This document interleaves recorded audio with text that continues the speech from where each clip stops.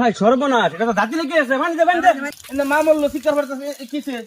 আরে ভাই আপনার মা যে মরে গেছে গা, এলে তো আপনাকে বাড়ি কামড়া না, কাঁদতে কাঁদতে দাঁতি লেগে গেছে গা। হাই রে আল্লাহ, ভাই একটা কথা কোনা মানুষে যে তাহি মল্লের বাড়ি মরছে, মল্লের মা লগে লগে না কান দিলে জাগা দিত না। আমার মা মরছে, আমি পাশান হয়ে গেছি, পাথর হয়ে গেছি, আর এই লোকে কান্দে আড়ু ভুলে আসতেছে। এটা সম্পূর্ণই তো ভাব। হ ভাই, একটা ঠিক কথা কইছিস। দেখবান দেখবান দেখি একটু।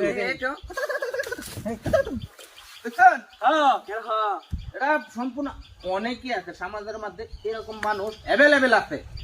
মানে একজন একটা কিছু দেখলে কান্দে একটা শেষ, কিন্তু তার আবেগকে কান্দন নেয় না, এটা মুহের কান্দন। ঠিক আছে, বালাও দে আর বাড়ির কাম কাজ করে যাও, ভালো দেখতেছি।